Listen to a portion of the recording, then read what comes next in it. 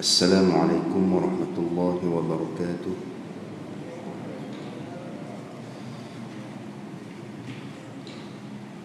Bismillahirrahmanirrahim. Alhamdulillahi rabbil alamin. Wa bihi nasta'inu ala umuri dunya waddin. والصلاة والسلام على أشرف الأنبياء والمرسلين وإمام المتقين وقائد الغر المحجلين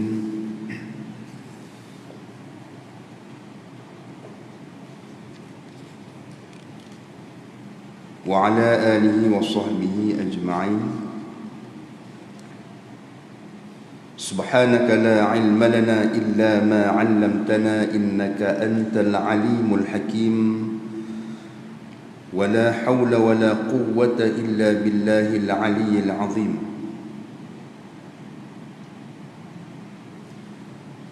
رب اشرح لي صدري ويسر لي أمري واحلل عقدة من لساني يفقه قولي. Rabbi yassir wa la tu'assir, Rabbi tammim bi khair, amma ba'd.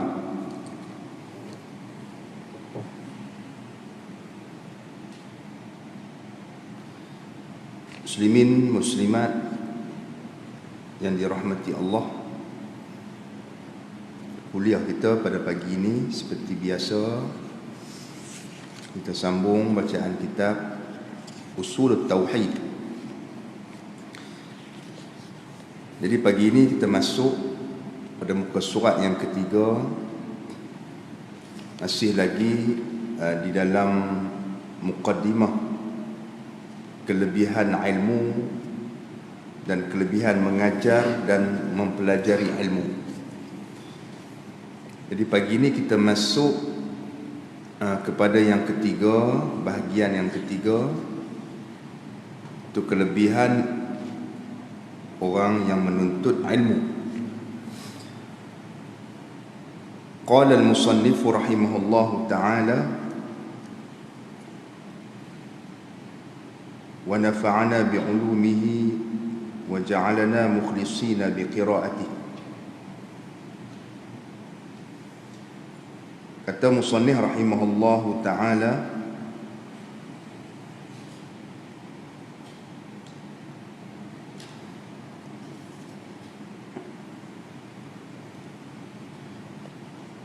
dan bermula yang ketiga, artinya kelebihan orang yang menuntut ilmu.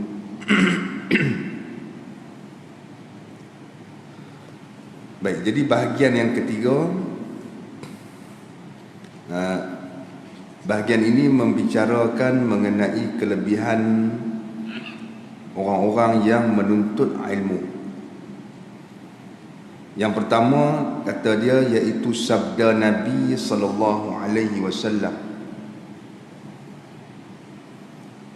innal malaikata la tad'u ajnihataha li talibil ilmi ridan bima yatlubu. Artinya bahawasanya segala malaikat sungguhnya menghantar mereka itu akan segala sayap mereka itu bagi orang yang menuntut ilmu, kerana suka mereka itu dengan barang yang dituntut akan dia. Ini yang pertama, kelebihan orang yang menuntut ilmu. Dalam satu hadis yang petikan dia disebut oleh Nabi sallallahu alaihi wasallam, kata Nabi bahawasanya malaikat akan turun di dalam majlis ilmu. Innal malaikata la tad'u ajnihataha li talibil ilmi. Yani bahawasanya malaikat akan merendahkan, meletakkan sayapnya bagi orang yang menuntut ilmu. Yang ni malaikat ni dia suka majlis-majlis ilmu ni. Malaikat dia suka majlis ilmu dan dia suka orang yang menghadiri majlis ilmu. Sehingga kan Nabi ibaratkan malaikat ni meletakkan sayap dia. Maksudnya malaikat ni dia bila dia tengok ada orang di dalam majlis ilmu, dia akan turun, ya, dia akan meletakkan sayap dia di situ, berada dalam majlis ilmu tu. Ya. Kerana apa? Ridhan bima yatlubu. Kerana malaikat ni dia suka pada sesiapa sahaja yang menuntut ilmu ini. Dia suka. Apa yang dicari, yang dituntut oleh seseorang itu dalam majlis ilmu itu disukai oleh para malaikat. Ya. Itu kelebihan orang yang menuntut ilmu. Kemudian yang kedua, dan sabdanya sabda Nabi SAW, man salaka tariqan yabtaghi fihi ilma sahala Allahu lahu tariqan ila al-jannah wa anna al-alima la yastaghfiru lahu وأن العالم لا يستغفر له من في السماوات ومن في الأرض حتى الحيتان في الماء. Artinya, barang siapa yang berjalan ia akan satu jalan padahal menuntut ia padanya akan ilmu, nescaya memudah oleh Allah baginya akan jalan kepada syurga. Dan bahawasanya orang yang alim sungguhnya minta ampun baginya oleh segala mereka yang di dalam langit di dalam 7 petala langit, dan segala mereka yang di dalam bumi, hingga segala ikan yang di dalam air. Baik, hadis yang kedua ini kelebihan orang yang menuntut ilmu dan orang yang menyampaikan ilmu. Jadi dalam hadis ini Nabi menyatakan kepada kita, sesiapa yang berjalan pada satu jalan yang tujuan dia semata-mata untuk mencari ilmu melalui jalan itu. Dan siapa-siapa yang berjalan pada satu jalan yang tujuan dia untuk mencari ilmu, dia guna kaki dia, ya, berjalan untuk mencari ilmu, maka kaki dia tu diberi pahala. Dia tak cari jalan untuk mencari maksiat, dan dia jalan salah satu jalan untuk melakukan maksiat, maka bila sampai dia buat maksiat, maka dikira kaki dia tu berdosa. Ya, kaki dia tu melakukan dosa kaki ni. Kalau dia berjalan pada satu jalan yang tujuan dia untuk menuntut ilmu, lalu dia berada dalam majlis ilmu tu, maka kaki dia tu diberi pahala. Ya. Kerana apa? Dengan dia berjalan kaki, tubuh badan dia boleh sampai pada majlis ilmu. Ya. Jadi Nabi kata, siapa-siapa yang berjalan pada satu jalan tujuan dia untuk menuntut ilmu, Allah Ta'ala akan mudahkan jalan untuk ke syurga Allah. Itu kelebihan orang belajar ilmu ni. Sebab tu dalam kehidupan kita jangan sekali-kali ya, kita tinggalkan majlis ilmu. Ya, selagi mana kita meluangkan masa untuk menghadiri majlis ilmu, Allah Ta'ala akan mudahkan kehidupan kita. Ya, Allah Ta'ala akan mudahkan kehidupan kita dunia dan juga perjalanan kita di hari akhirat esok untuk ke syurga. Allah Ta'ala pemudah. Jadi jangan kita berhenti daripada menuntut ilmu. Ini orang panggil apa? Targhib. Nabi nak menggalakkan kita untuk sentiasa menjadi orang yang belajar, ya, belajar sepanjang hayat, menuntut ilmu sepanjang hayat, supaya kita duduk dalam golongan penuntut ilmu yang akan dapat kelebihan ni. Allah Ta'ala pemudah untuk kita satu jalan ke syurga. Nampak tak? Bukan senang kita nak dapat jalan ke syurga ni. Satu jalan dia, jalan kita menuntut ilmu. Kita isi masa kita dalam sehari itu, isi masa lapang kita, masa ruang-ruang yang ada, dengan menghadiri mana-mana majlis ilmu. Ya, itu yang pertama, kelebihan orang yang menuntut ilmu. Yang kedua, orang yang berilmu, orang yang ada ilmu. Wa annal 'alima la yastaghfiru lahu man fis samawati wa man fil ard. Dan orang yang berilmu, al-alim, alim ni orang yang berilmu lah. Bila seorang tu belajar, dia dapat ilmu, dia dipanggil alim, kan? Orang yang berilmu. Kelebihan orang yang berilmu, tadi kelebihan orang yang mencari ilmu.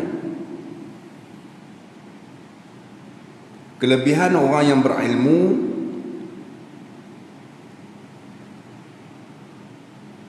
makhluk yang ada di langit, makhluk yang ada di dalam bumi akan memohon ampun untuknya.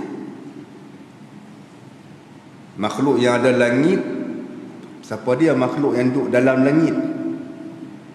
Kan? Dia berkata makhluk asing yang tu mengarut. Banyak tengok filem sangat. Ya? Yang duduk di dalam langit, para malaikat.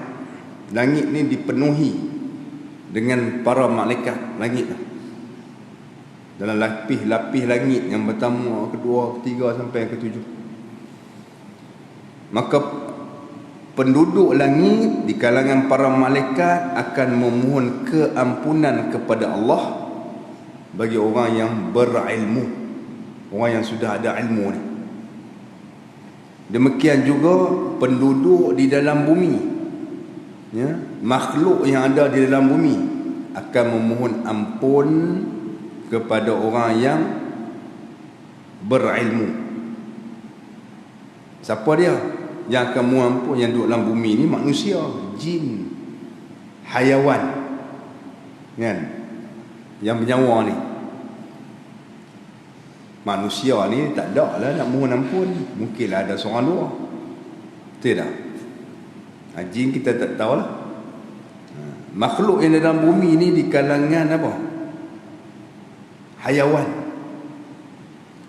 Sebab tu dia kata apa? Hatta al-hitana fil bahr fil ma'i.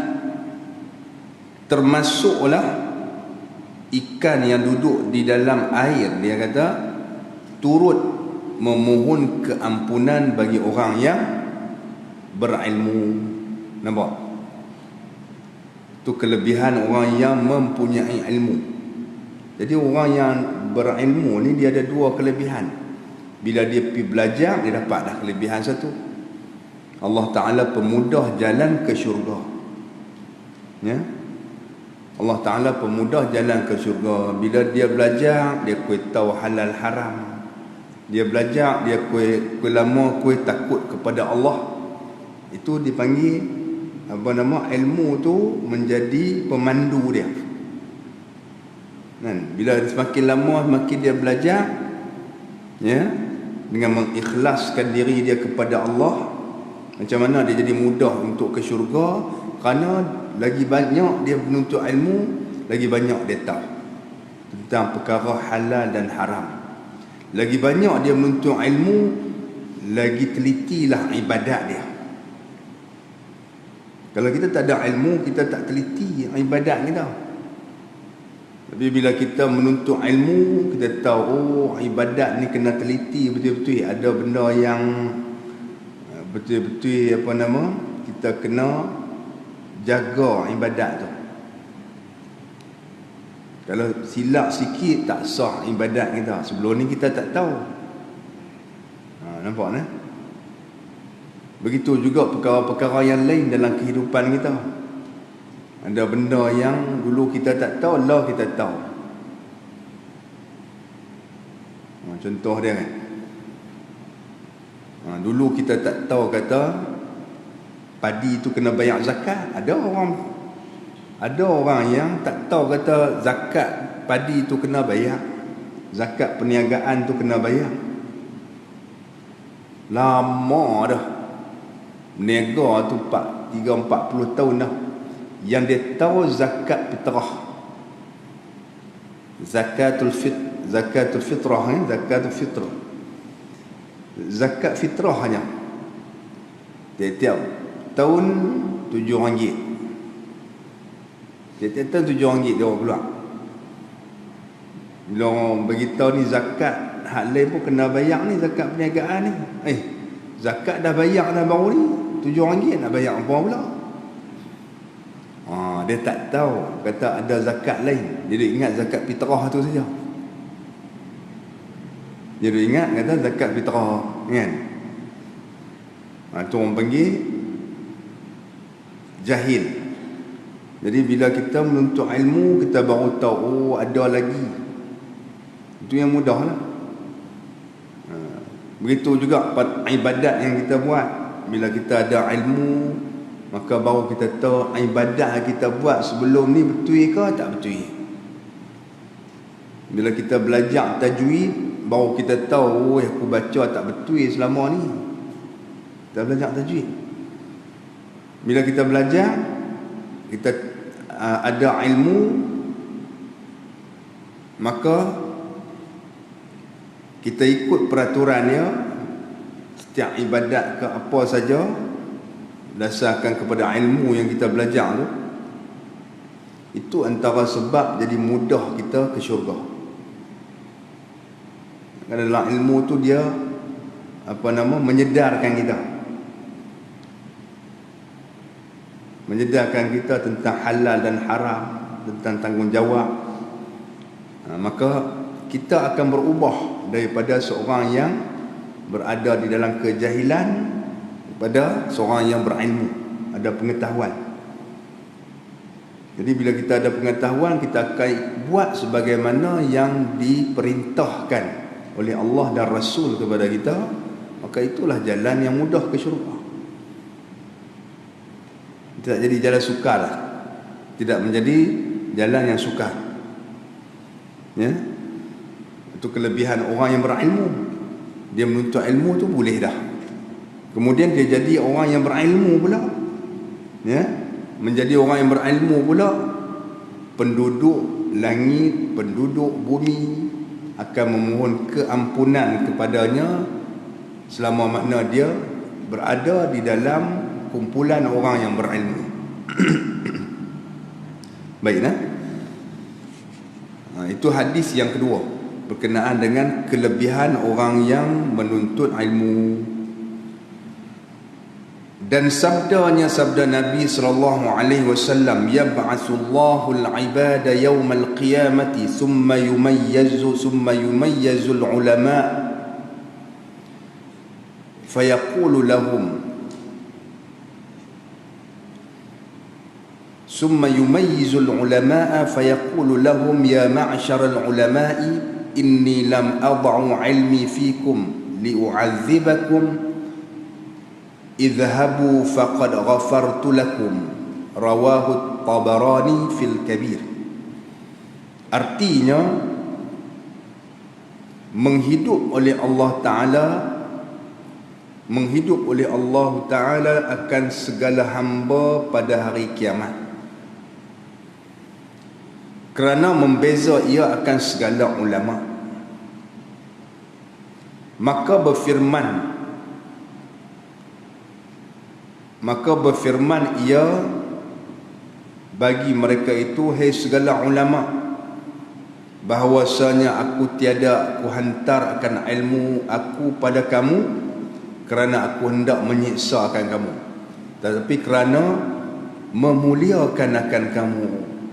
Berjalanlah oleh sekalian kamu kepada syurga. Maka sungguhnya telah aku ampun bagi kamu. Meriwayat oleh At-Tabarani di dalam kitab Al-Kabir.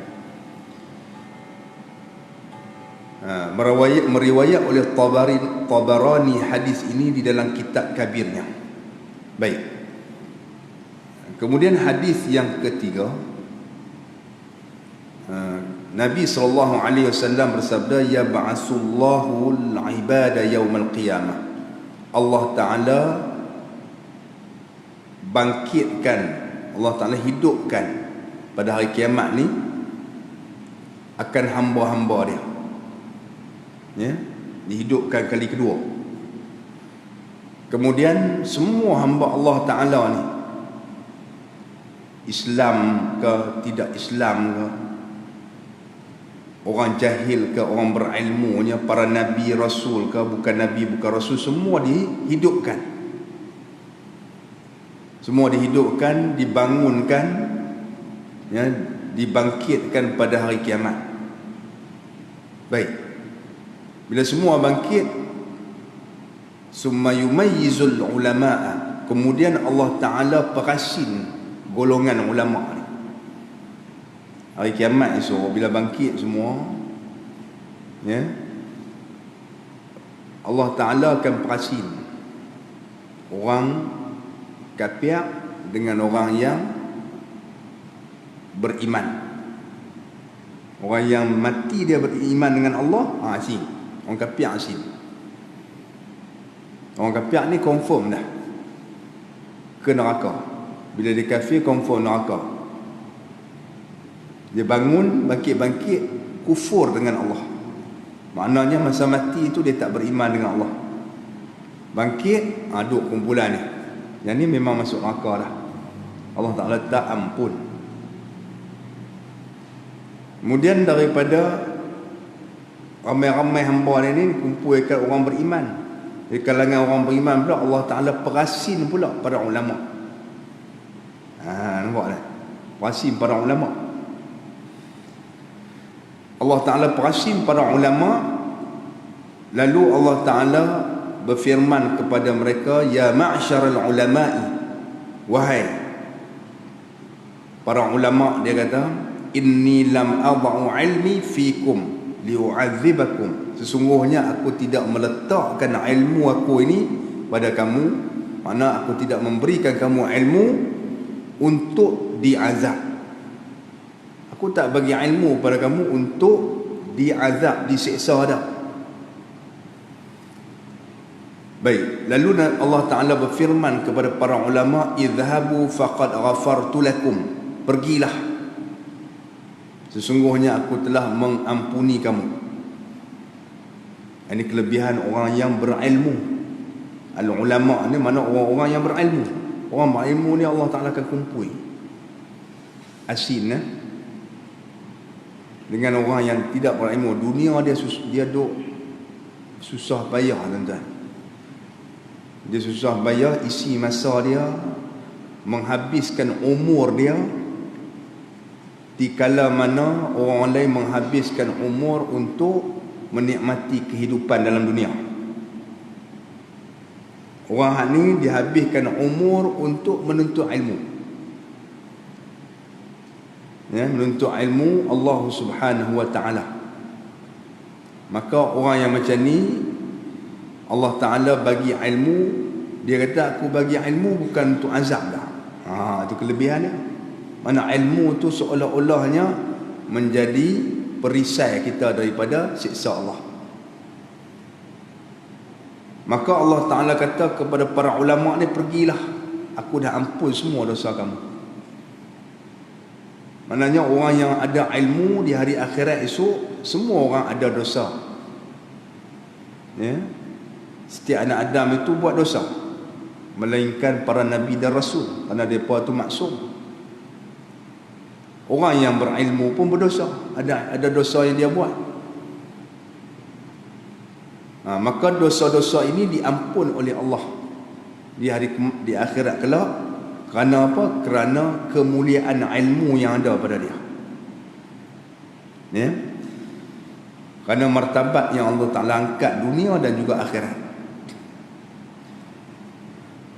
Baik, itu kelebihan orang yang berilmu. Hadis ini diriwayatkan oleh Imam Tabarani di dalam kitab kabirnya. Okey dah? Dan sabda Nabi SAW lagi, man jaa malakul maut wa huwa yatlubul ilma liyuhyiya bihi al-islam fabainahu wa bainal anbiya'i darajatun wahidatun fil jannah. Artinya barang siapa datang akan dia oleh malakul maut, padahal di dalam menuntut ia akan ilmu, supaya menolong ia dengan dia akan Islam, maka adalah antaranya dan antara segala anbiya darjah yang satu di dalam syurga. Baik, dalam hadis yang lain pula sabda Nabi SAW, sesiapa yang didatangi oleh malaikat maut, maknanya sampai ajal dah lah. Sesiapa yang didatangi oleh malaikat maut sampai ajal dah, wa huwa yatlubul ilma, sesiapa yang didatangi oleh malikul maut, maknanya malaikat nak mai tarik nyawa dia dalam keadaan dia menuntut ilmu, di tengah duk menuntut ilmu ni, ataupun dia berada dia masih menjadi seorang penuntut ilmu, dia hidup sebagai penuntut ilmu, malaikat maut amai ambil dia menuntut ilmu ni untuk apa? Liyuhyiya bihal Islam, liyuhyiya bihil Islam, untuk menghidupkan Islam itu dengan ilmu yang dia belajar. Dia belajar ilmu ni tujuan dia nak menghidupkan Islam. Ya, kerana Islam ni agama ilmu. Kita kena ingat, Islam ni agama ilmu. Semua orang kena belajar. Semua orang dia kena belajar. Islam nama agama ilmu. Agama lain kita tak tahulah. Ada satu agama di Kemboja tu, asal orang Islam kita di Kemboja tu Islam semua. Tu ada satu di sana, dia agama campur. Campur Islam dengan unsur-unsur agama Hindu, ya. Dia jadi begitu. Jadi yang semayang ni hanya untuk imam ya, orang alim dia. Orang awam dia tak semayang, dia main duduk kan. Semayang 5 waktu tak ada, semayang Jumaat pun sama juga. Dia pun tak semayang, semayang 5 waktu. Puasa pun puasa cara dia pun. Yang puasa pula orang alim saja, ulama, tu imam. Orang awam dia tak payah puasa apa. Apa-apa pun nak main minta syafaat apa, pergi dekat ni pergi dekat orang alim dia tu. Kerana bila dia ambil unsur agama lain masuk ni, jadi yang buat ibadat ni hanya golongan tu ya. Golongan tertentu. Orang awam ni pi duduk sajalah. Kan? Dan golongan ulama depa ni lah, ya, yang akan minta doa kepada Tuhan. Dicampur dah dengan agama lain, dimasukkan unsur agama lain sebagai toleransi. Boleh toleransi lah. Dia boleh kuil agama lain, ya. Dia boleh buat upacara agama lain. Toleransi dia buat. Jadi maknanya daripada asal Islam, bila kita tengok, bila dia campur dengan satu agama lain di sana, ya, hanya golongan ulama, ya, pemimpin agama tu saja yang kita panggil pendeta dia lah. Pendeta dia saja buat ibadat. Kalau semayang pun pendeta dia semayang. Itu pun semayang Jumaat saja. 5 waktu lain tak semayang. Puasa pendeta dia saja puasa. Dia buat ni untuk semua masyarakat, untuk rakyat dia, untuk penganut dia. Penganut dia tak perlu ambil tahu apa-apa, pi saja, ikut apa dia suruh buat. Itu bukan Islam lah, ya. Islam ni semua orang kena buat. Orang alim ke, raja ke, bukan raja ke, semua kena buat. Betul tak? Hukum faraid, semua orang terikat. Sama ada orang biasa ke, raja ke, dia terikat dengan hukum faraid sebab dia seorang Islam. Islam tu agama ilmu. Bila agama ilmu ni, makna dia apa? Setiap orang Islam dia diwajibkan melakukan ibadat tanggungjawab kepada Allah. Setiap orang Islam wajib sembahyang, setiap orang Islam wajib puasa, setiap orang Islam wajib bayar zakat, kan? Setiap orang Islam wajib melaksanakan ibadah haji jika ada kemampuan dari sudut fizikal dan harta dia. Dan setiap orang Islam dituntut juga dengan perkara-perkara yang lain yang menjadi tanggungjawab selain pada rukun Islam. Semua yang dinyatakan tadi mesti dilaksanakan berdasarkan kepada pengetahuan, ilmu. Bila kata kita nak kenal semayang, kena ada ilmu dia. Ya, nak puasa kena ada ilmu dia, sebab dia ada sah batal, kan? Dia ada syarat. Kita tak buat ikut dia tak sah, sia-sia saja buat. Maknanya kita kena menuntut ilmu. Lepas tu Islam ni dikatakan agama ilmu.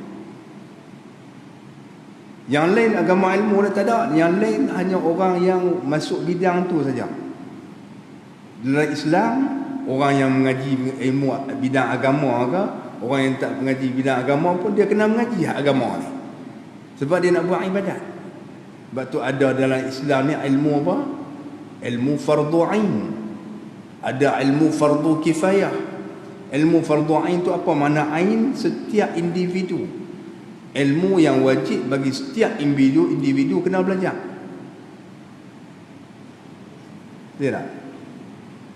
Bila kita pergi ke sekolah, ilmu apa yang setiap individu kena belajar? Bila pergi sekolah, semua orang kena belajar apa nama ilmu perubatan kan? Masuk dia satu, semua budak kena belajar ilmu perubatan. Jahanam lah. Lagi balik dia pula pisau dia belah perut mak dia. Dia kata apa, nak tengok adik ada ke tak? Pi mati habis. Ya. Bukan semua ilmu. Apa yang bila dia masuk situ, apa dia kena belajar? Ya. Belajar membaca, menulis dan mengira. Itu mula-mula ke dia. Itu mesti semua orang kena belajar kalau masuk sekolah. Belajar bahasa. Itu mesti dah. Belajar mengira. Kalau 3 ni tak tahu, dia tak boleh belajar ilmu yang lain. Yang tu fardu ain dah kalau nak mengaji sekolah. Orang buta huruf, dia tak boleh masuk mengaji sekolah, tak boleh. Sebab dia tak boleh nak baca, nak boleh. Ya? Ada pergi sekolah, tak usah baca, tak usah tulis. Kan? Pergi dengar, kita dengar. Kan? Esok periksa lisan, tak payah tulis, dia tak payah baca. Nak baca pun tak erti. Tanya, okey, ni apa nama? Soalan pertama. Tanya satu-satu, dia jawab mulut. Kan? Payahlah macam tu. Jadi ilmu, ya, Islam ni dia agama ilmu. Kita ingat itu. Islam dia agama ilmu. Bila agama ilmu, setiap tanggungjawab ibadat mesti berdasarkan kepada pengetahuan dan ilmu. Sembahyang kena ada ilmu. Puasa kena ada ilmu. Zakat kena ada ilmu. Kita nak berniaga, bermuamalah kena ada ilmu. Supaya kita tahu hak aku berniaga ni, adakah berniaga yang dilarang oleh Nabi, oleh Allah? Tak larang. Wa ahallallahu al-bai'a wa harrama ar-riba. Allah Ta'ala menghalalkan jual beli, mengharamkan riba. Orang kena tahu ni, aku jual beli ni riba ke tak riba?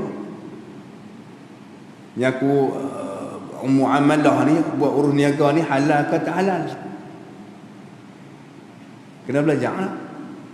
Supaya apa? Supaya kita tidak melakukan perniagaan yang dilarang oleh Nabi SAW. Kita tak belajar, kita terus berniaga. Kita akan langgar semua peraturan. Sebab Islam tu agama ilmu. Ya?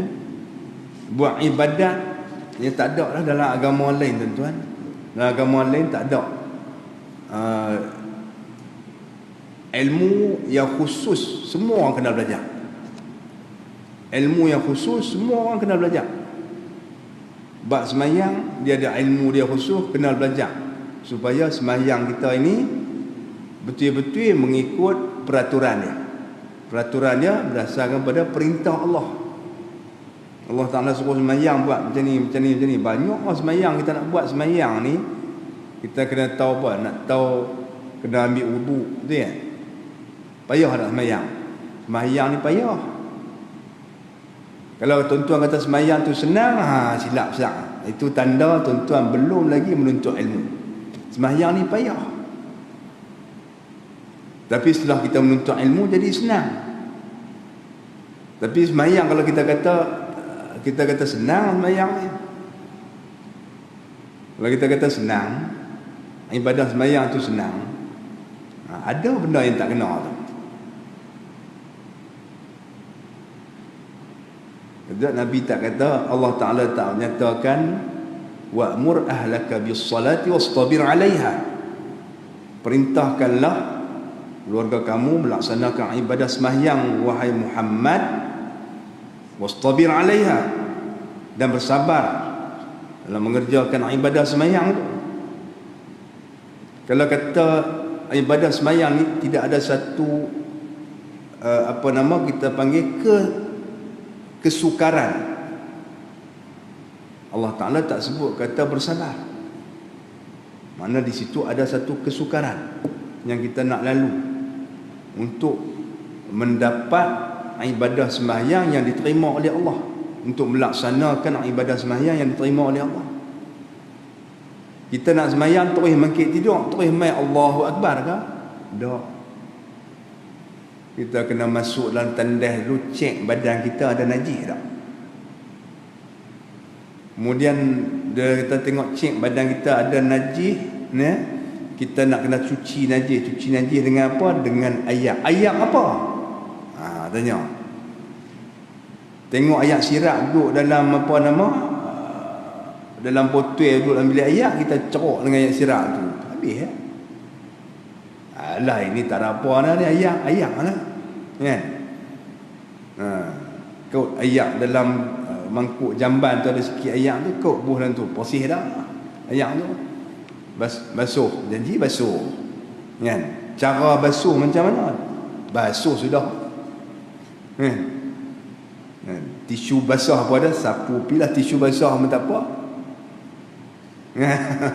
kan. Masuk selesai buat ibadat. Jadi bila kita nak semayang ni, banyak benda kita kena tahu. Kita kena tahu apa nama ayat apa kita nak pakai. Kita nak basuh najis apa yang kita nak kena basuh, cara basuh macam mana. Sebelum semayang tu kena belajar bab ayat, kena belajar bab apa nama istinja, qada hajat, istinja membersihkan najis betul macam mana. Sebab nak bagi sah semayang kena belajar bab apa nama ni, cara mengambil wuduk. Saya nak bagi apa, angkat hadas kita, ada hadas tak sah semayang, kena belajar bab ambil wuduk pula dah. Apa syarat dia, apa peraturan dia, apa rukun dia, nak guna apa wuduk ni. Ayat macam tang mana nak basuh macam mana cara dia kan. Selesai dah tu dah, nak cari kiblat pula, nak tengok waktu semayang pula. Kita duduk di sini tak apalah, kita pergi tempat tak mana ni kiblat ni, tak tahu ni, nak kena ketiak cari arah kiblat. Kita pergi tempat yang tak tahu kiblat, kita pergi tempat kita tak tahu waktu, jadi susah tak? Waktu tu kita rasa susah. Tapi bila kita ada ilmu kan, kita guna ilmu yang ada tu. Tapi kalau orang yang tak ada ilmu, kita nak sembahyang kiblat tak mana pun tak apa kan. Fa inna ma tuwallu fa thamma wajhullah. Di mana saja kamu ada, di situlah kamu akan apa nama, di situlah tempat kamu menghadap Allah Taala. Di mana kamu hadap di mana pun, ibadat kita jadi macam mana, Allah Taala tak terima. Sebab kita tak belajar cara macam mana nak cari kiblat. Ulama kata apa, kalau seorang tu nak musafir tempat yang dia tak tahu kiblat dan juga waktu, haram dia musafir. Dia kena belajar dulu. Para ulama kata, kalau dia nak pergi musafir satu tempat yang dia tak tahu kiblat dia nak pergi berjalan lah. Nak pergi berjalan di mana? Nak pergi berjalan ke Greenland. Nak pergi apa nama, nak pergi melancong di sana ni, tak biasa pergi lagi ni. Orang Islam pun tak ada orang tu. Nak pergi berjalan ke apa, Iceland negeri Iceland, negeri ais saja. Kita duduk panas ni, tak tahu situ tak ada orang Islam. Kita pergi juga dalam keadaan kita tak ada pengetahuan kiblat tang mana, apa nama, waktu dia kita tak tahu, tak belajar siap-siap, berdosa kita. Kita pergi juga, kita semayang ikut suka kita ya. Kita semayang, kita agak-agak masuk waktu ni, kira lu rasa lama dah macam lohok ni kan. Kita semayang, maka berdosa kita, semayang kita tak sah. Kiblat tu kat ni kot, kiblat tak betul. Lepas tu ulama kata haram kita musafir ke tempat yang kita tak tahu kiblat, kerana menyebabkan ibadat kita tidak sah. Itu bukti apa? Membuktikan Islam ni agama ilmu. Kita nak tahu Islam kena ada ilmu. Dia tak ada dalam agama yang lain. Agama yang lain yang kena menuntut ilmu betul-betulnya, dia punya pendeta dia, orang agama dia, sami dia, penganut dia tak tahu tak apa. Nanti sami dia kajak cara-cara macam mana. Kita tak boleh, kita ada ilmu fardu ain, fardu kifayah. Fardu ain semua orang kena belajar, sebab semua orang nak kena semayang. Dia kena buat ibadat. Dengan ulama dengan tak ada ulama, tak ada beza cara sembahyang, semua sama. Kita dengan Nabi sama ada sembahyang, sama ya. Kalau Nabi ajak kita sembahyang itu macam Nabi lah kita kena buat. Nabi SAW kata, "Sallu kama ra'aitumuni usalli." Sembahyang sebagaimana yang aku lihat aku sembahyang. Buat macam tu, jangan buat cara lain. Lepas tu kita ada ilmu fardu kifayah. Ilmu fardu kifayah, ilmu tu dah level dia lebih daripada ilmu fardu ain. Level dia lebih daripada ilmu fardu ain. Fardu kifayah hanya sekelompok daripada masyarakat Islam diwajibkan belajar. Macam sembahyang jenazah kan. Jenazah fardu ain kan. Kalau fardu ain jenuh kita, semua orang kena sembahyang kan. Kalau fardu ain satu kampung, semua satu kampung kena sembahyang. Kalau tidak, dia tak sembahyang, berdosa. Dia fardu kifayah, hanya sekelompok daripada keseluruhan masyarakat buat sembahyang jenazah ni, maka yang lain digugurkan tanggungjawab dia. Kifayah, cukup beberapa orang saja. Jadi ilmu fardu kifayah pun sama juga. Ilmu fardu ain semua orang kena belajar. Ilmu fardu kifayah tak wajib atas setiap individu, hanya sebahagian. Yang sebahagian ni lah ilmu para ulama kan. Ilmu tafsir tak wajib semua, hanya orang yang jadi ulama je kena belajar ilmu tafsir. Ilmu hadis tak wajib semua, hanya orang nak belajar bidang ulama saja. Dia nak mendalami, dia saja wajib belajar. Ya, tak ada dalam agama lain. Dia tak ada. Setiap yang ada ilmu fardu ain dia, fardu kifayah dia. Ada tak ada. Orang lain akan macam saya cerita agama campur tadi di Kemboja tu. Dulu depa agama Islam tu agama ilmu, tapi bila campur dia adaptasi daripada agama lain, toleransi dengan agama lain. Jadi agama lain tu hanya pendeta dia saja. Yang orang biasa ni tak tahu tak apa. Pendeta dia saja yang kena tahu keseluruhan. Kita kena tahu tak? Pendeta dia saja yang boleh baca kitab suci dia. Kita semua orang kena baca kitab suci. Kita semua kena baca Quran. Bila nak baca Quran, kita kena belajar. Kena belajar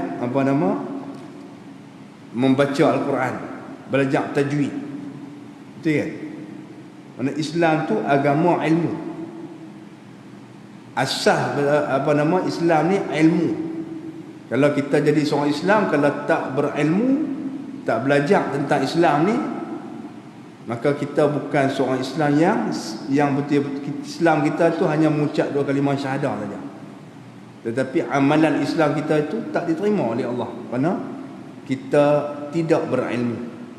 Dan setiap ibadat tu yang kita buat, dia ada ilmu yang kita kena belajar. Kena pi belajar. Sebab tu kita ada sekolah kafah fardu ain. Anak kena belajar fardu ain.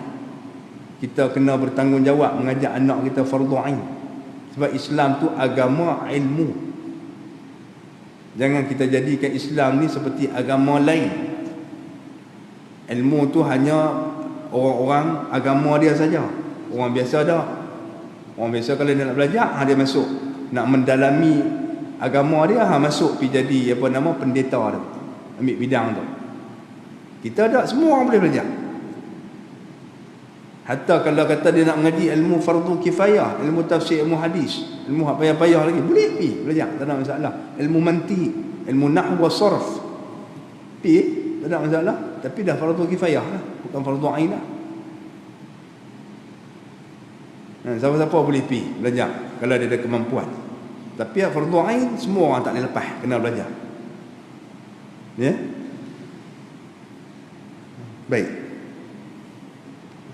Jadi tujuan dia kata dia menuntut ilmu untuk menghidupkan dengan ilmu itu Islam dia. Menunjukkan Islam. datang malaikat maut mengambil nyawa dia. Dia mati dalam keadaan menuntut ilmu.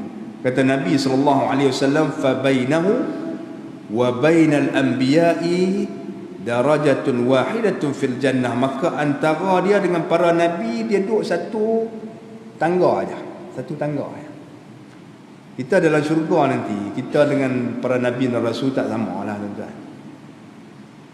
Tak aci lah kan. Kita duduk sama-sama. Nabi dan rasul dia pangkat dia tinggi, padan dan berbaloi lah. Nabi dan rasul ini orang yang paling dekat dengan Allah Ta'ala, kuat ibadatnya, sanggup menerima ujian. Tuan sanggup kena belah dua hidup-hidup? Kita tak sanggup.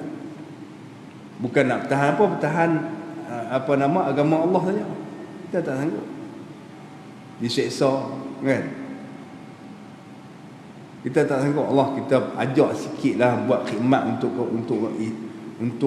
kebajikan. Kita kata kan, kita ni contoh katalah kita khidmat sikitlah untuk masjid ni, kita buat program bagi banyak sikit. Contoh saya bagi dah kan.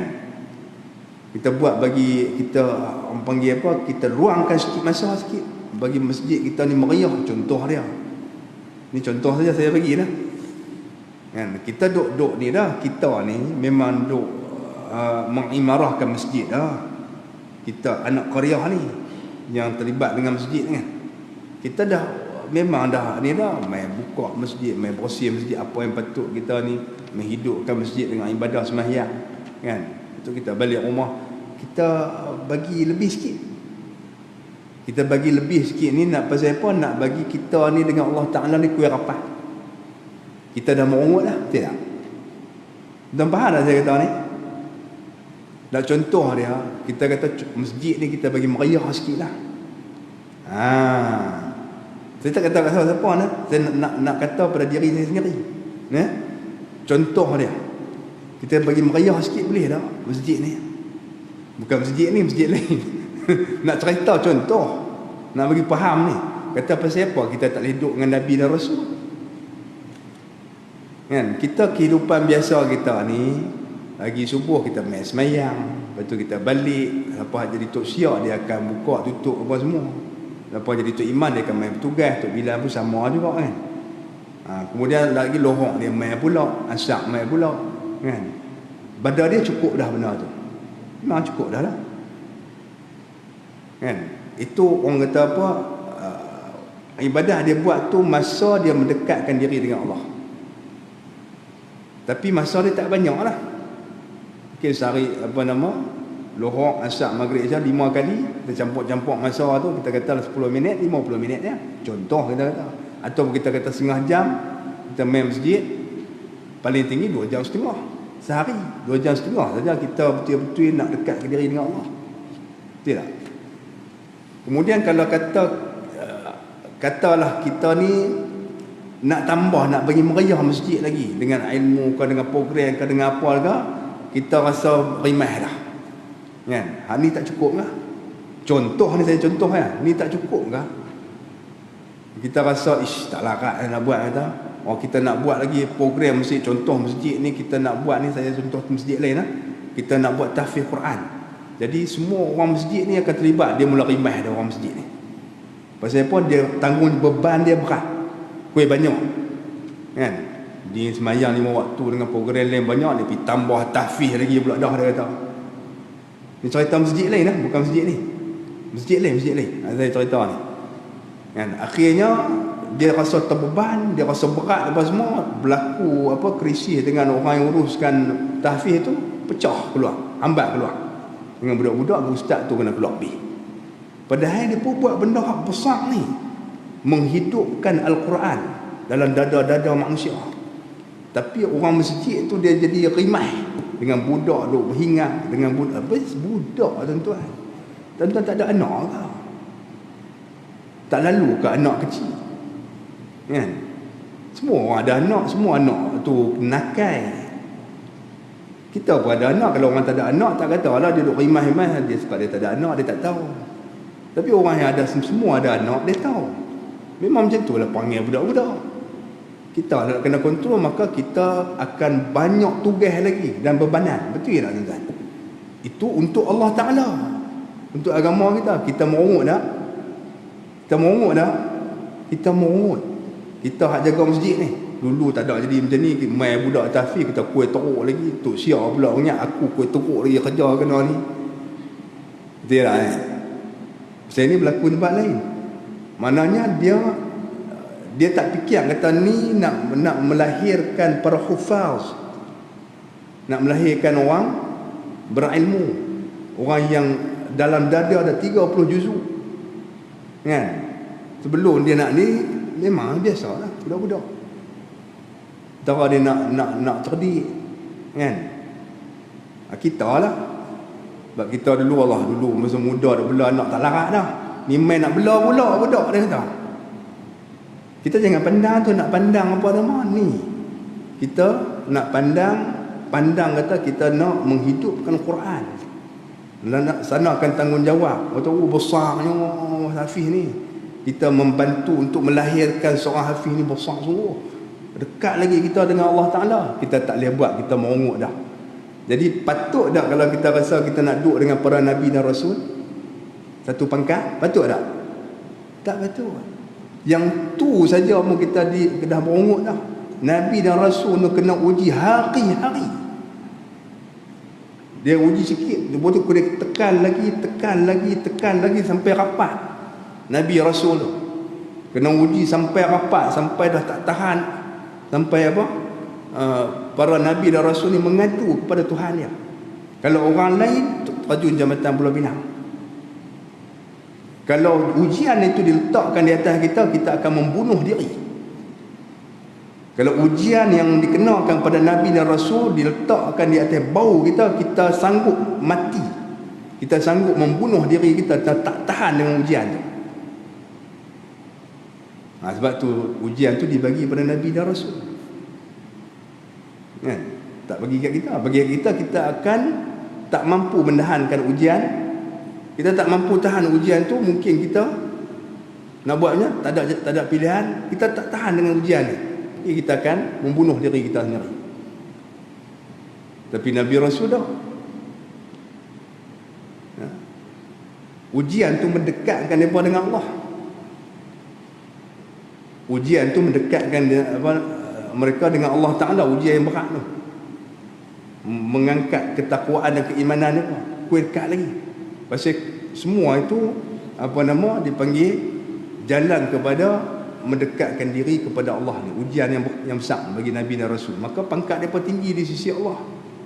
Kemudian kita ni pasal apa kita tak boleh duduk sama dengan Nabi dan Rasul? Pasal kita ni banyak merungut. Diuji sikit kita dah merungut dah. Hak untuk agama ni. Ujian untuk untuk menghidupkan Islam, menghidupkan agama kan. Lebih sikit kita dah merungut dah. Kita nak duduk dalam zon selesa. Betul tak tuan-tuan? Jadi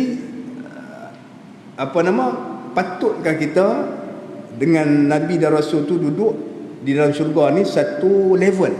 Tak patut. Pasal kita tak macam Nabi dan Rasul. Kita level kita walaupun dalam syurga lebih rendah daripada level Nabi dan Rasul. Kan? Betul tak tuan-tuan? Kalau kita masuk, kita katalah kalau kita duduk hotel tu, hotel kelas 1 lah. Kita ni penyegan cari duit kerja apa penyegan, hotel kelas 3 lah. Kan, bayar sebulan semalam RM100. Hak orang atas awak tak berminat hak atas tu, atas tu semalam RM1,000. Tu siapa ada? Dia tu orang kaya, dia usaha banyak dan ni kan cari duit, pandai cari duit, dapatlah duit banyak. Dia mampulah untuk beli sewa 1,000 semalam. Kita ni tera ni lah. Kita tera ni lah. Pasal apa dia boleh tu? Dia dulu mengaji tinggi, dia rajin kerja, pangkat dia naik tinggi, gaji dia pun tinggi, gaji jusa pula. Boleh dia bagi bayar sebulan. Contoh saya kata kan. Kita grade bawah sekali ya. Pasal apa? Dulu duduk sekolah, kerja duduk penting ya. Kan, ngaji tak tinggi mana, SPM saja. Lepas tu masuk kerja kerajaan, grade SPM tu gaji tera tu lah. Contoh Maka nak pergi sewa hotel, kita cari yang murah RM50-60 sumbat 4-5 orang lah tu. Kan? Tu pun kalau tokek tu tengok, tokek elok dia tak bagi, rugi dia. Kan? Betul tak tuan-tuan? Hak dunia dah kita boleh apa nama kiah dah. No? Sebab itu di sini level dia kata orang yang menuntut ilmu susah payah dah. Susah payah untuk ilmu ni. Pi sana, pi sini, buang duit. Dia bukan nak tambah duit dah, buang duit. Buang masa apa semua. Buang masa untuk ilmu. Untuk menghidupkan Islam. Tiba-tiba Allah Ta'ala bagi dia mati, malaikat pergi jemput dia dalam situasi yang sangat apa nama kita panggil apa? Dalam keadaan diredai oleh Allah. Dalam keadaan menuntut ilmu. Ya. Maka dalam syurga nanti dia dengan para nabi itu satu level ya. Apa? Level dia dengan level itu satu tangga aja. Kalau kata apa nama? Kalau next tangga lagi dia akan sama dengan Nabi sallallahu alaihi wasallam. Dengan para nabi dan rasul. Dia duduk di bawah ni. Satu darajah maknanya antara dia dan nabi itu beza dia satu tangga saja. Orang yang mati dalam ilmu ni. Orang yang mati dalam menuntut ilmu satu tangga. Kalau dia langkah pergi naik sama. Kalau kata dia naik selangkah lagi, dia akan jadi nabi dan rasul.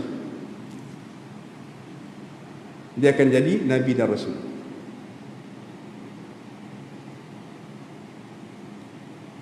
Ya.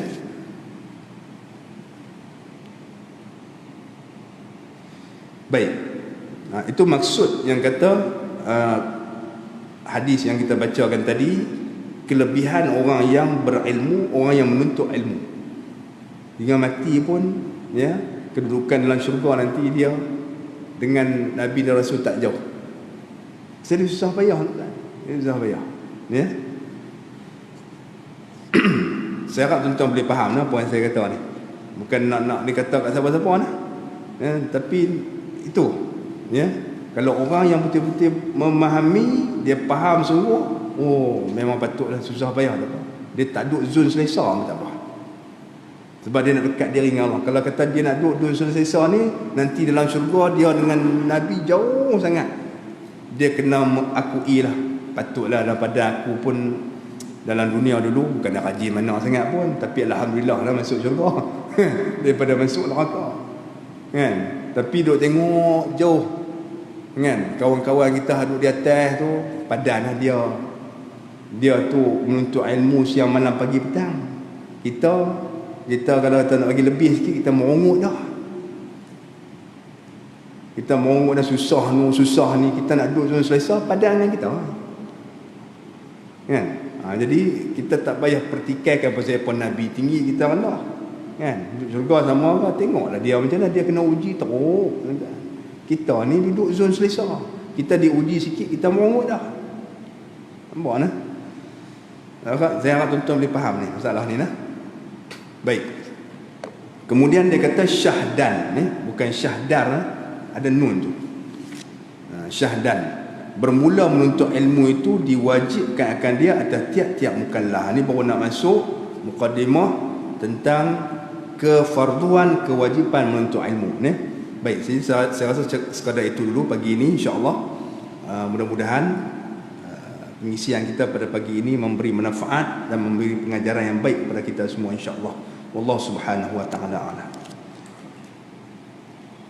Bismillahirrahmanirrahim. Alhamdulillahirabbil alamin wassalatu wassalamu ala asyrafil anbiya'i wal mursalin wa ala alihi wa sahbihi ajma'in. Allahumma iftah 'alaina futuhal 'arifin wa faqihna fid din waj'al a'malana khalisatan liwajhikal karim bi rahmatika ya arhamar rahimin. اللهم ارزقنا فهم النبيين وحفظ المرسلين وإلهام الملائكة المقربين برحمتك يا أرحم الراحمين. ربنا آتنا في الدنيا حسنة في الآخرة حسنة وقنا عذاب النار. صلى الله على سيدنا محمد وعلى آله وصحبه وبارك وسلم. الحمد لله رب العالمين.